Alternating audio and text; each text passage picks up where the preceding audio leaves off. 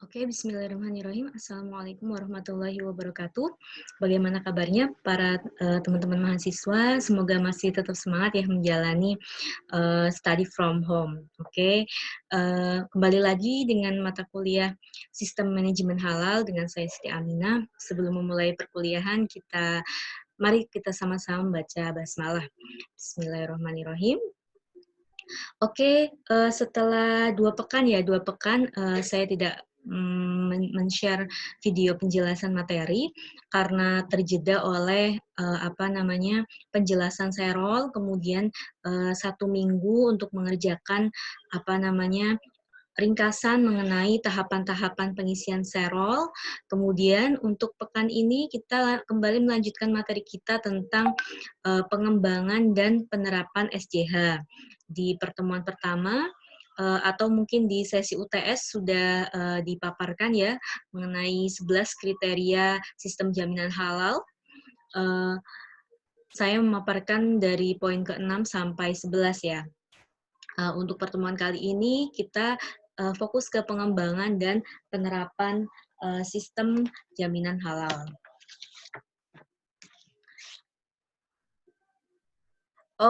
Di LMS saya share 2 file ya.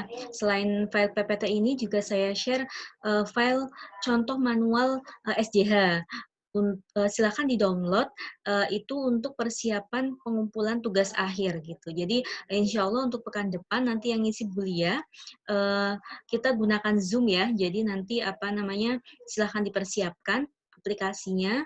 Nanti Bulia akan masuk kemudian akan menjelaskan tentang tata cara atau teknis untuk pengumpulan tugas kita mengenai manual halal seperti itu ya. Untuk sementara untuk pekan ini silahkan di-download contoh yang sudah saya share di LMS, kemudian dipelajari sehingga ketika nanti pertemuan pekan depan nanti bisa langsung diskusi dengan Bulia seperti itu ya.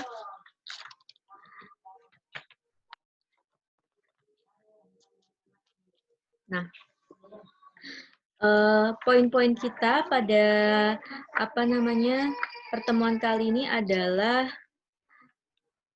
khusus ke pengembangan SJH ya, pengembangan SJH yang meliputi pemahaman mengenai persyaratan sertifikasi halal atau yang sering kita sebut dengan HAS 23.000, kemudian mengidentifikasi, ini juga penting, poin penting, mengidentifikasi proses bisnis perusahaan, kemudian kita juga harus bisa mengidentifikasi aktivitas kritis, selanjutnya mengidentifikasi dokumen perusahaan, kemudian analisa kesenjangan.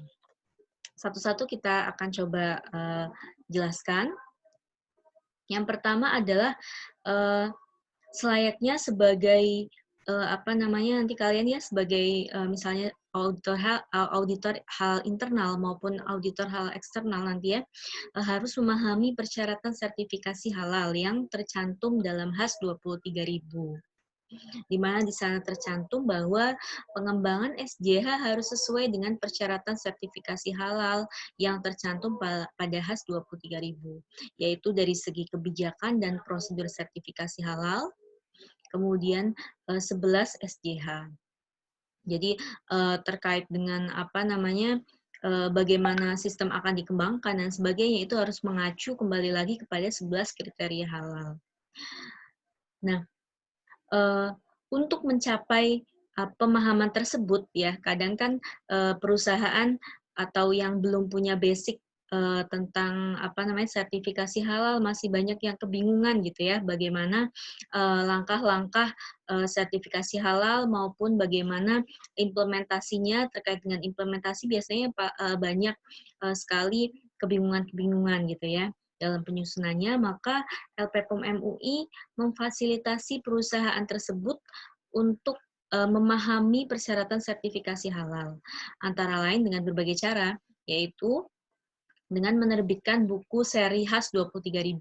Jadi ada berbagai macam buku seri khas 23.000 yang bisa didapatkan di LPPOM MUI. Ada bagaimana persyaratan sertifikasi halal untuk industri, bagaimana untuk catering, bagaimana untuk rumah potong dan sebagainya gitu ya. Itu masing-masing detailnya itu dijelaskan dalam tiap seri buku tersebut. Kemudian selain menerbitkan buku, LPPOM MUI juga mengadakan pelatihan-pelatihan SJH melalui lembaganya sudah terpisah ya, dan maksudnya masih di bawah LPPOM, cuman khusus ya, lembaga khusus yang disebut IHTEK. Jadi si IHTEK ini punya tupoksi memang untuk mengadakan pelatihan-pelatihan terkait dengan SJH. Nah, makanya salah satu persyaratan dari sertifikasi halal juga adalah perusahaan telah mengirimkan perwakilannya untuk mengikuti pelatihan SJH di LPPOM MUI atau yang kita sebut dengan pelatihan eksternal seperti itu. Kemudian setelah mengikuti pelatihan SJH eksternal, perusahaan dapat membreakdown kembali ya dari eksternal, membreakdown kembali kepada para karyawannya melalui pelatihan internal dan pertemuan antar divisi. Misalnya berbagai macam divisi dalam perusahaan itu bisa saling bertemu dan berdiskusi mengenai penyusunan bagaimana menyusun sistem jaminan halal di perusahaan tersebut.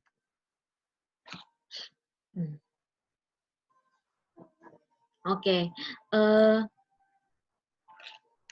Poin yang pertama tadi adalah identifikasi proses bisnis perusahaan. Oke, yang kedua ya, setelah yang pertama tadi kita memahami siklus manajemen SJH, mengenai identifikasi proses bisnis perusahaan. Kita tahu perusahaan itu kan macam-macam ya skalanya, ada yang kecil, ada yang menengah, ada yang besar gitu ya, terus kemudian modelnya. Nah, itu harus kita identifikasi sebelum kita melakukan audit, atau memang kalau kita posisinya sebagai auditor halal internal gitu ya di sebuah perusahaan, berarti kita harus mengidentifikasi jenis proses bisnis seperti apa perusahaan ini, seperti itu ya. Yang pertama, mungkin pertanyaan yang akan timbul, perusahaan yang memiliki banyak pabrik itu seperti apa SJH-nya. Kemudian yang mempunyai pabrik tunggal, tentu akan beda antara yang pabriknya banyak dengan yang pabriknya tunggal. Apakah yang pabriknya banyak ini harus sertifikasi semua pabriknya, ataukah cukup satu? Kemudian pemaklon itu dalam artian dia tidak memproduksi produknya sendiri, tapi dia seperti buka kontrakan gitu ya, kontrakan pabrik. Hayo, siapa yang mau produksi di tempat saya? Itu pemaklon. Bagaimana proses sertifikasinya? Kemudian pemilik fasilitas produksi, restoran, RPH, logistik, catering, semuanya ini memiliki perbedaan isi dokumen SJH. Nanti bisa detail sekali itu bisa kita lihat kalau kita melihat file-file di buku-buku seri tadi ya, khas 23.000. Tapi secara garis besar misalnya perusahaan dengan banyak pabrik, maka setiap pabriknya harus diaudit gitu sebelum LPPOM MUI meneruskan untuk menerbitkan sertifikasi halal untuk produk dari perusahaan tersebut. Maka jadi misalnya nih Indofood gitu ya. Indofood memiliki banyak pabrik ya, ada di macam-macam daerah gitu ya. Maka misalnya dia akan mengeluarkan sertifikasi halal untuk produk mie goreng misalnya. Maka semua pabrik yang memproduksi produk mie goreng tersebut harus di sertifikasi halal atau harus diaudit untuk memastikan bahwa semuanya sesuai dengan khas 23.000. Kemudian untuk yang pabrikan tunggal tentu saja jelas ya harus diaudit pabriknya. Untuk pemaklon ternyata memang ketika kita sertifikasi halal misalnya ke sebuah perusahaan, akan tetapi perusahaan tersebut ternyata tidak melakukan processing di tempat itu atau di perusahaan tersebut, tapi numpang ke perusahaan lain sebagai pemaklon, maka pemaklon tersebut juga harus pastikan sesuai dengan persyaratan kriteria sistem jaminan halal. Seperti itu. Kalau misalnya memang pemaklon tersebut sudah mengantongi sertifikat jaminan halal, itu sudah oke ya, tinggal proses selanjutnya. Tapi jika belum, itu yang perlu ditelusuri lagi. Kemudian pemilik fasilitas produksi juga ketika memang ingin fasilitasnya tersebut bisa dipakai oleh berbagai produk yang akan mengeluarkan sertifikat halal, maka harus dipastikan bahwa fasilitas produksi yang dia miliki sesuai dengan kriteria jaminan halal. Restoran dengan banyak outlet gitu, restoran dengan banyak outlet harus disertifikasi semua. Maksud saya seperti ini, misalnya misalnya kita ambil contoh satu McD gitu ya. McD telah mengantongi sertifikat halal gitu ya untuk produk-produk menu-menu di outletnya. Maka semua outlet McD itu secara bertahap harus melakukan audit eksternal atau harus lolos audit eksternal, sehingga ketika LPOM MUI mengeluarkan sertifikat halal untuk McD, berarti semua outlet-outlet McD itu sudah memang sudah melalui sertifikasi halal seperti itu. Jadi tidak per outlet ya, setiap outlet itu harus sudah lolos dulu, baru LPOM MUI akan mengeluarkan sertifikat halal untuk McD tersebut. Kemudian RPH juga seperti itu, dilihat processing dan sebagainya, kemudian logistik, catering ya, masing-masing punya perbedaan isi dokumen SJH. Nah, selanjutnya adalah identifikasi aktivitas kritis dalam SJH. Jadi setelah kita tahu nih proses bisnisnya itu jenis yang mana, maka kita juga harus bisa mengidentifikasi mana sih yang paling kritis dalam aktivitas di perusahaan tersebut, gitu ya. Khusus untuk produk-produk yang memang mereka daftarkan untuk sertifikasi halal. Gitu. Yang umum aktivitas kritis yang biasanya kita periksa ketika audit gitu ya untuk mengeluarkan sertifikat halal, yang pertama adalah di tahap seleksi bahan baru. Bagaimana perusahaan harus berkomitmen benar-benar memilih atau memakai bahan yang memang sesuai dengan kriteria halal. Dan apabila bahan tersebut terdapat bahan baru gitu ya, bahan baru yang sebelumnya belum didaftarkan ke Serol, maka perusahaan tersebut harus berkomitmen bahan baru tersebut diseleksi apakah sesuai dengan kriteria halal. Apabila sesuai, maka dilaporkan dulu ke LPOM MUI untuk menambahkan bahan baru tersebut ke dalam komposisi produknya. Kemudian pembelian bahan, ini juga untuk memastikan bahwa bahan-bahan yang dibeli memang sesuai dengan daftar bahan yang sudah didaftarkan ke Serol. Pengembangan produk baru, bagaimana mengembangkan produk baru, terus kemudian diidentifikasi produk baru tersebut misalnya akan disertifikasi, maka didaftarkan lagi ke LPOM MUI untuk dilakukan proses sertifikasi halal. Selanjutnya adalah pemeriksaan bahan datang. Jadi setiap bahan datang juga dipastikan bahwa bahan berasal dari bahan-bahan yang memang sudah terdaftar dalam Serol. Biasanya yang harus tercantum adalah nama bahannya, kemudian produsennya, gitu ya. Banyak biasanya perusahaan-perusahaan yang salah kaprah tidak memperhatikan produsennya, tapi hanya menuliskan suppliernya. Padahal yang paling penting adalah produsennya sama dengan yang didaftarkan di Serol, seperti itu.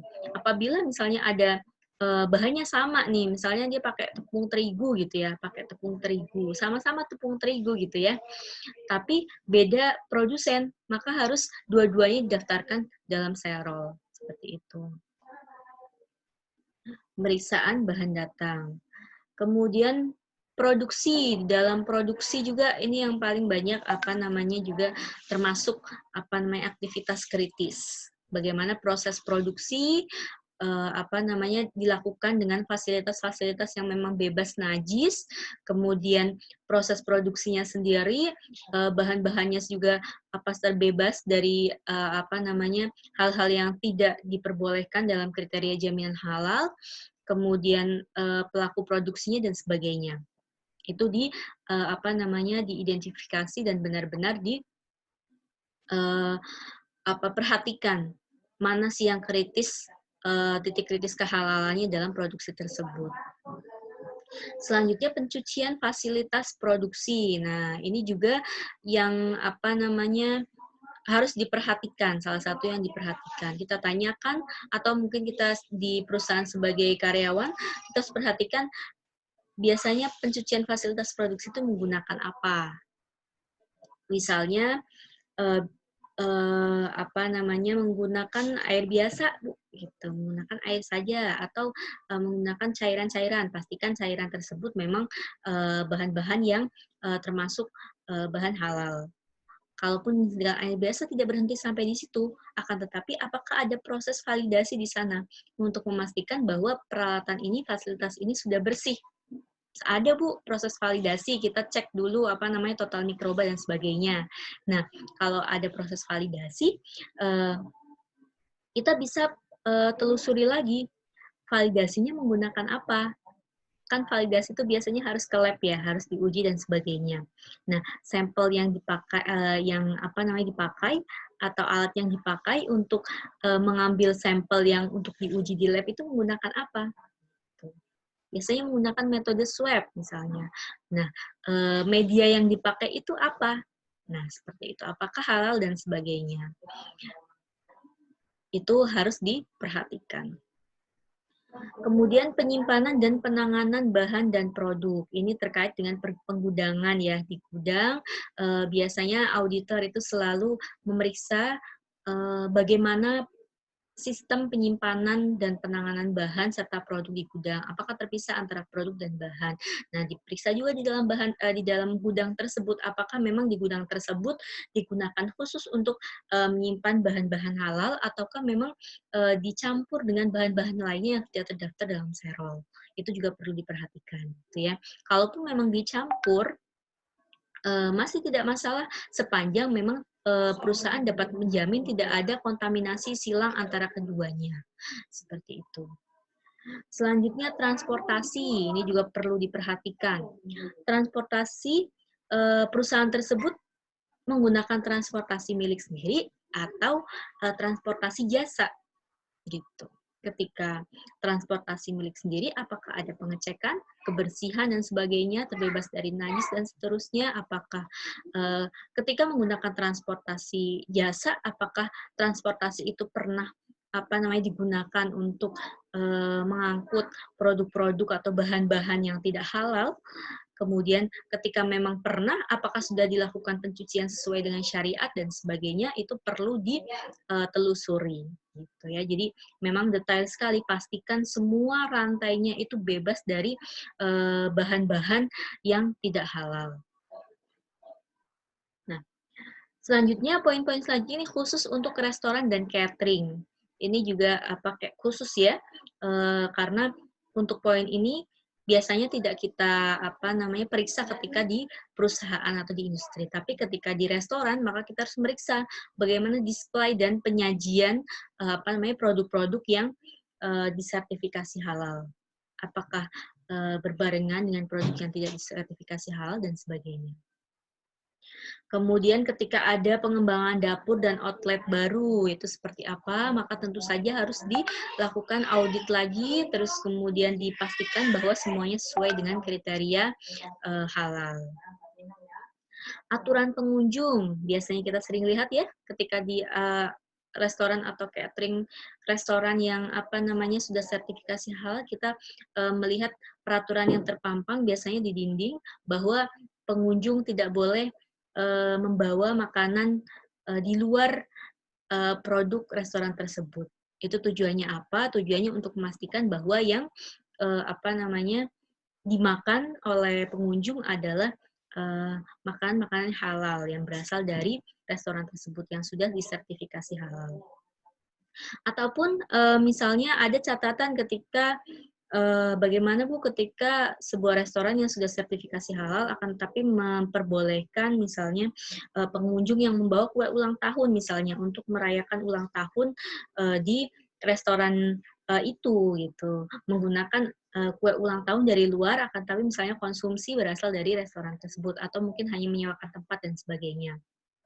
Nah, untuk yang seperti itu, ada catatan diperbolehkan asalkan hanya untuk seremonial saja. Jadi tidak dikonsumsi di restoran tersebut, hanya untuk foto, kemudian seremonial, setelah itu disimpan dan tidak dimakan di restoran tersebut. Begitu.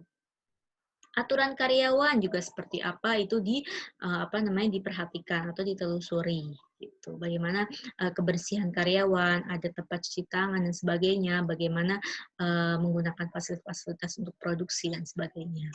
Seperti itu untuk mengidentifikasi aktivitas kritis dalam apa namanya sebuah perusahaan atau restoran atau catering. Nah, selanjutnya adalah identifikasi dokumen perusahaan. Setelah tadi aktivitas kritis, ya, maka salah satu yang penting adalah dalam sertifikasi halal adalah dokumentasi, gitu ya. Jadi intinya dalam sertifikasi adalah apa yang dituliskan itu harus dilaksanakan, apa yang dilaksanakan itu harus ditulis, gitu. Itu prinsip dari audit seperti itu.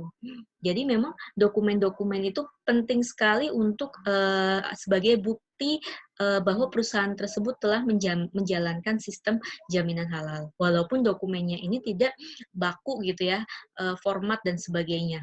Itu lebih sangat fleksibel sekali tergantung dari bagaimana perusahaan tersebut. Akan tapi perusahaan harus bisa menjelaskan bagaimana dokumen tersebut dapat apa namanya digunakan gitu ya, diimplementasikan di perusahaannya. Nah, biasanya caranya adalah mengumpulkan semua dokumen dari sistem yang sudah diterapkan di perusahaan. Semuanya dari mulai proses penerimaan bahan, kemudian penyimpanan, pengudangan, terus kemudian bagaimana bahan dari gudang itu masuk ke ruang produksi, proses produksi seperti apa, produk yang dihasilkan berapa, itu harus ada catatannya. Walaupun tadi catatan itu tidak baku formatnya, masing-masing perusahaan boleh sesuai dengan versi masing-masing. Akan tetapi ketika kita minta informasi ini yang terkait dengan sistem jaminan halal, dapat apa namanya perusahaan dapat memperlihatkannya.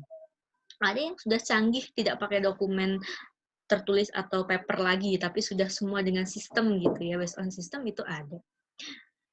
Selanjutnya, identifikasi dokumen dan rekaman yang berkaitan dengan 11 kriteria SJH. Ya.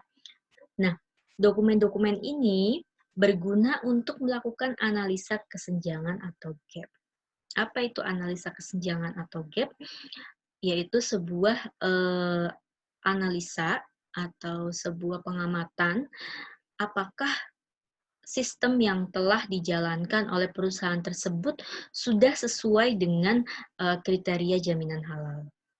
Nah, apabila ada ketidaksesuaian, itu disebut dengan gap. Nah, gap itu juga tidak saklek, beda jauh gitu. Ada yang hanya sedikit perlu ditambahkan supaya sesuai, ada yang harus diubah dan sebagainya gitu. Itu sangat beragam sekali sesuai dengan kondisi dari perusahaan tersebut. Nah, dokumen-dokumen itu juga berlaku untuk penyusunan dokumen SJH. Contoh dokumen yang berkaitan dengan SJH. Ada dokumen kebijakan mutu, Kebijakan mutu itu harus jelas bagaimana kebijakan mutu perusahaan tersebut, terus kemudian dokumennya tersimpan di mana, apakah di Pampang, di perusahaan, di tempat produksi atau di mana gitu ya. Kemudian penunjukan tim manajemen mutu itu harus ada SK-nya, entah itu dalam bentuk soft copy, hard copy dan sebagainya. Yang penting harus ada pengesahan tim manajemen mutu. Kemudian prosedur pelatihan harus ada, jadwal pelatihan harus terjadwal, kemudian supplier-supplier, nama-nama supplier yang sudah digunakan atau bekerja sama dengan supplier mana saja, kemudian dokumen pendukung bahan bakunya, baik itu dokumen analisis kimia, terus kemudian ada SJH, ada sertifikat halal dan sebagainya. Prosedur dan rekaman proses seleksi bahan baru, bagaimana ketika ada bahan baru yang datang, apa yang dilakukan oleh perusahaan, harus diidentifikasi apanya saja, itu tertulis dalam prosedur dan rekaman proses seleksi bahan baru. Kemudian prosedur dan rekaman proses pembelian juga harus ada, prosedur dan rekaman proses pemeriksaan bahan datang, kemudian proses produksi, pencucian, penyimpanan, transportasi, pengembangan produk baru, sampai ke kemampuan telusur, produk yang tidak sesuai, prosedur audit internal, semuanya harus ada prosedurnya. Ya, jadi ada SOP-nya, standar operational procedure, yang nanti dilaksanakan oleh perusahaan tersebut terkait dengan aktivitas-aktivitas ini. Dan itu pasti akan ditanyakan ketika audit. Bagaimana prosedur ini harus tercantum di manual halal semua atau bagaimana, Bu? Itu fleksibel. Bisa dicantumkan langsung di manual halal tersebut, bisa juga perusahaan punya file terpisah masing-masing prosedur. Akan tetapi prosedur-prosedur tersebut sudah diberi nomor misalnya, nomor SOP, nomor sekian, sekian, sekian. Nah, nanti ketika di manual halal, merujuk pada SOP nomor sekian, sekian. Seperti itu. Nah, ini tadi ya mengenai analisis kesenjangan atau gap untuk mengetahui kesenjangan sistem yang sudah diterapkan oleh perusahaan dengan persyaratan sertifikasi halal. Ya. Nah, bagaimana jika masih ada kesenjangan? Maka perlu adanya pengembangan sistem atau perbaikan sistem supaya dapat memenuhi kriteria SJH.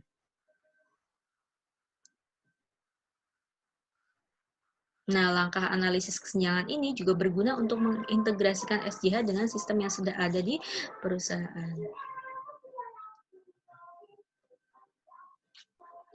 Oke, contoh hasil analisis kesenjangan, ini misalnya contoh saja gitu ya, ketika kita melihat atau mengaudit kebijakan halal perusahaan tersebut.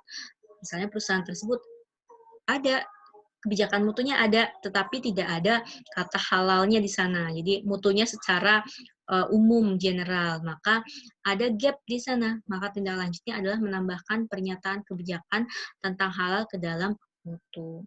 Atau mungkin tim manajemen halal. Dalam perusahaan ada tim manajemen halalnya. Akan tetapi tim manajemen halal itu kan terdiri dari perwakilan beberapa divisi yang memang kritis gitu ya, yang memang kritis dalam produksi suatu produk halal.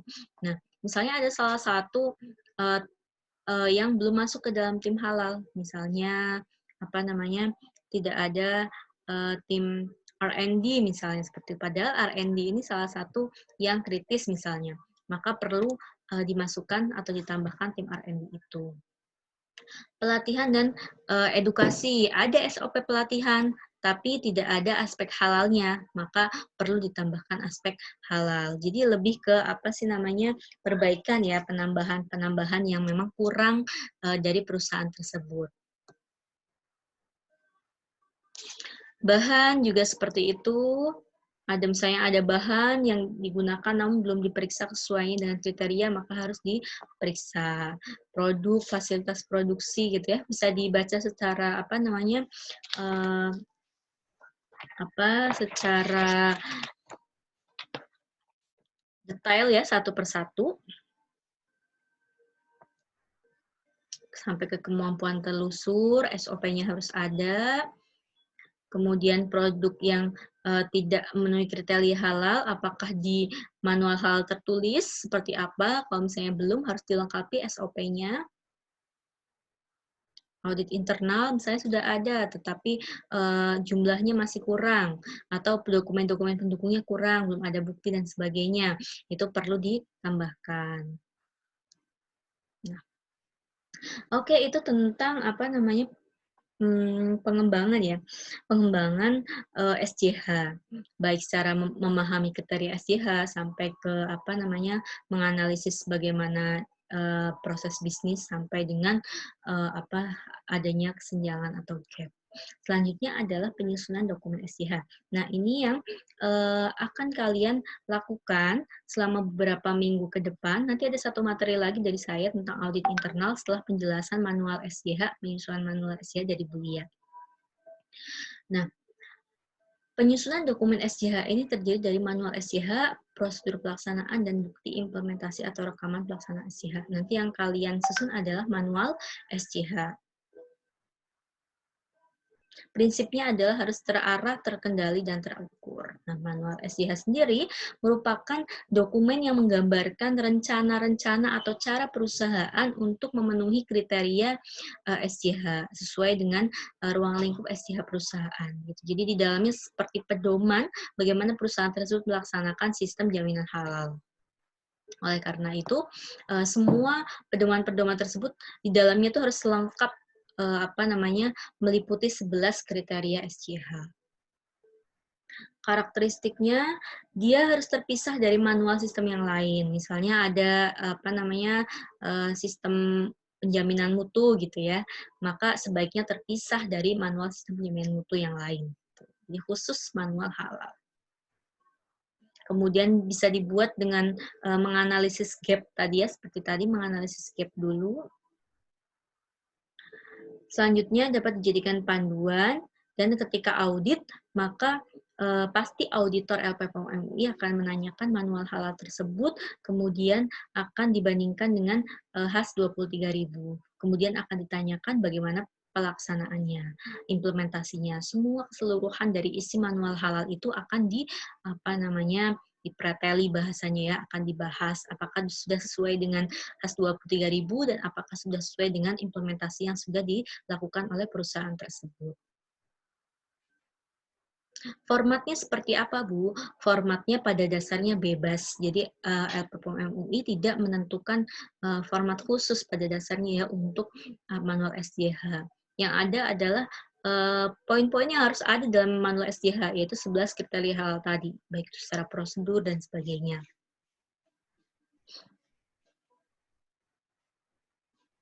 Kemudian ada format kuesioner, terus kemudian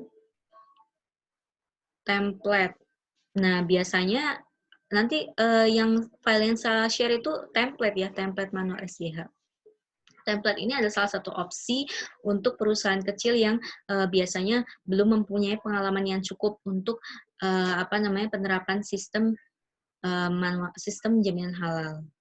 Jadi sudah ada template-nya, tapi itu bukan patokan baku. Saya ingatkan lagi atau saya tekankan lagi bahwa sebenarnya format manual SJH ini bebas, fleksibel, bagaimana perusahaan akan menyusunnya. Akan tetapi LPPOM MUI menyediakan template untuk memudahkan ketika memang perusahaan mengalami kesulitan dalam penyusunan.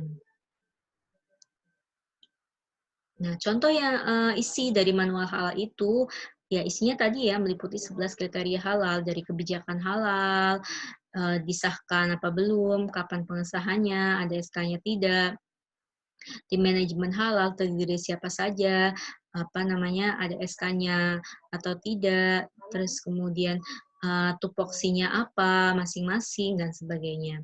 Pelatihan halal, jadwalnya, kapan pelaksanaannya, materinya tentang apa, dan sebagainya. Bahan, kriteria bahan yang digunakan, itu seperti apa, prosedurnya, penerimaan bahan, dan sebagainya. Produk juga seperti itu, fasilitas produksi, apakah dia menggunakan maklon, ketika menggunakan maklon itu seperti apa SOP-nya, itu harus lengkapi. Prosedur aktivitas kritis tadi ya, prosedur-prosedur yang sudah saya paparkan di awal, ada prosedur penerimaan bahan baru, prosedur produksi dan sebagainya. Kemampuan telusur, penanganan produk yang tidak memenuhi kriteria, kemudian audit internal sampai kaji ulang manajemen. Itu harus semuanya tercantum dalam manual SJH. Walaupun memang tadi ya sifatnya tidak harus panjang sekali gitu ya, artinya tidak harus semua SOP itu ditulis di manual. Boleh seperti itu, tapi boleh juga perusahaan memiliki SOP terpisah, akan tetapi di manual itu merujuk gitu ya, merujuk. Nah, ini contohnya, salah satu manual halal.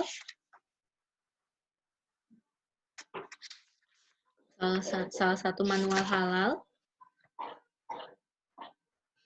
Ada daftar isi, ada pendahuluan, berisi identitas dari perusahaan tersebut, ruang lingkupnya, kemudian kebijakan halalnya, dicantumkan bahan, produk, dan sebagainya.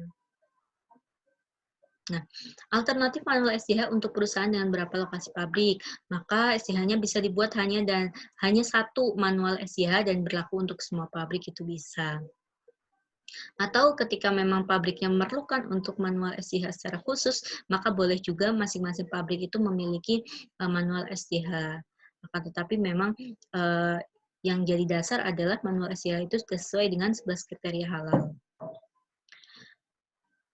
Perusahaan yang memiliki tempat maklon, dalam artian dia numpang produksi ke perusahaan lain, maka manual SJH harus dibuat oleh perusahaan pemilik produk yang mendaftarkan sertifikasi. Ya, bukan pemaklonnya, tapi yang mendaftarkan sertifikasi produknya. Nah, mencakup pelaksana SJH di tempat maklon gitu. Jadi nanti kalau ketika ditanya-tanya bagaimana proses produksi dan sebagainya, maka perusahaan harus tahu karena manual SJH-nya itu masuk atau diimplementasikan juga di tempat maklonnya dia.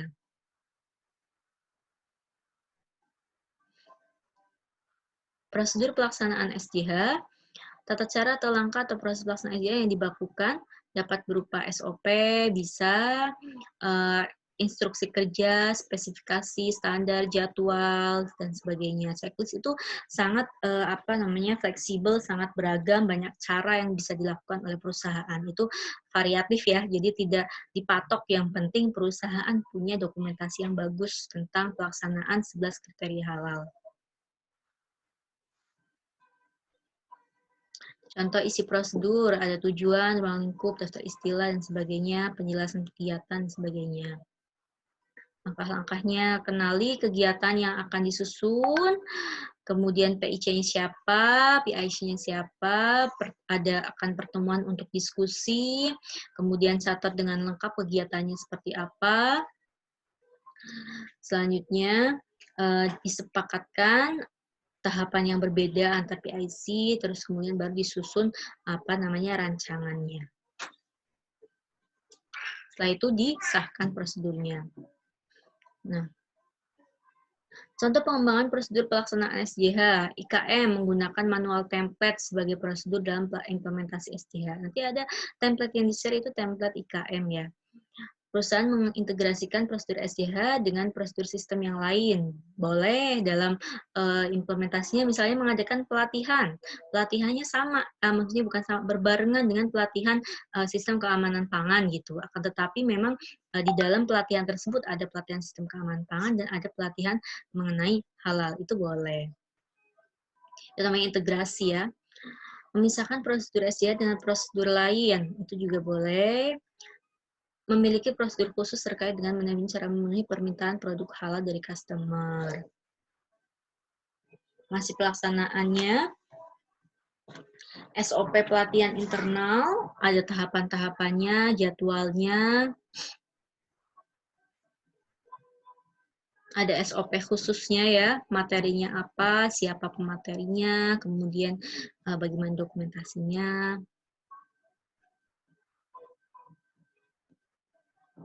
Ini contoh-contoh prosedur pelaksanaan SJH ya. Bukti implementasi rekaman pelaksanaan SJH. Catatan atau rekamannya bisa dapat berupa formulir, checklist, daftar, logbook, planning, report, dan sebagainya. Itu juga sangat fleksibel. Yang penting ada bukti, di mana bukti tersebut dapat menggambarkan implementasi. Ya, sosialisasi kebijakan ke karyawan melalui banner, misalnya melalui poster, dan sebagainya. Penunjukan tim halal, itu ada SK-nya, bukti pelatihan internal berupa foto, evaluasi, materi, kemudian sharing facility, misalnya gitu, ada hasil screening, maka semua bahan itu bebas dari babi, kemudian dokumen-dokumen tersebut disimpan dengan baik, ada bukti-bukti terkait dengan seleksi bahan, pemeriksaan bahan, penyimpanan, dan sebagainya. Ini contoh formnya, contoh form yang harus diisi kita ketika akan menggunakan bahan baru. Apa dia termasuk positive list, memiliki sertifikat halal atau tidak, kemudian sudah ada surat persetujuan dari LPPM MUI atau belum. Itu ada tercantum poin-poinnya. Nah, kemudian dokumen SJH, manual, prosedur, form yang sudah disusun harus disosialisasikan pada yang berkepentingan, dan itu harus ada bukti sosialisasinya, baik itu ke manajemen, ke tim manajemen halal, atau ke karyawan-karyawan yang terkait dengan 11 kriteria halal itu. Misalnya produksi, bagian produksi itu harus tahu bagaimana kebijakan halal, dan bagian-bagian yang lain. Nah, dokumen tersebut kemudian menjadi acuan dalam implementasi sehari-hari. Nah, evaluasinya dilakukan melalui audit internal, yaitu audit yang dilakukan oleh perusahaan tersebut, gitu, ataupun dari pihak lain yang selain dari LPPM MUI. Nah, dilakukan juga kaji ulang manajemen, kemudian bagaimana penanganan keluhan, dan sebagainya. Nanti untuk audit internal akan disampaikan secara terpisah ya. Cara mengevaluasinya, apakah terdapat deviasi antara apa yang telah dituliskan di manual dan penerapannya. Jadi tadi ya, hal itu ya. Apa yang ditulis itu dikerjakan, apa yang dikerjakan itu ditulis. Jadi harus ada bukti dari semua implementasi. Apakah sudah efektif antara plan, perencanaan, do, pelaksanaannya, kemudian cek, pengecekannya atau evaluasinya, dan action. Oke, sekian materi mengenai pengembangan dan penerapan SJH. Silahkan dipelajari. Kemudian ketika memang ada hal-hal yang perlu didiskusikan, silahkan kalian tanyakan melalui forum tanya jawab yang sudah saya sediakan ruangnya di LMS. Ketika memang teman lain ada yang mengetahui jawabannya, silahkan ditanggapi dulu. Insya Allah nanti saya akan menanggapi setelah diskusi itu selesai gitu ya. Nanti saya akan keluarkan video lagi mengenai jawaban-jawaban dari pertanyaan yang muncul di forum tanya jawab. Jadi tidak usah menunggu saya muncul di forum tersebut gitu ya. Seperti itu saja dari saya, kurang lebihnya mohon maaf. Tetap semangat. Kita ketemu lagi pekan depan, insya Allah dengan Bulia akan menjelaskan tentang manual halal. Silahkan di-download manualnya, silahkan dipelajari dulu, dan apabila ada pertanyaan nanti langsung ditanyakan di pertemuan pekan depan. Ya, terima kasih. Wassalamualaikum warahmatullahi wabarakatuh.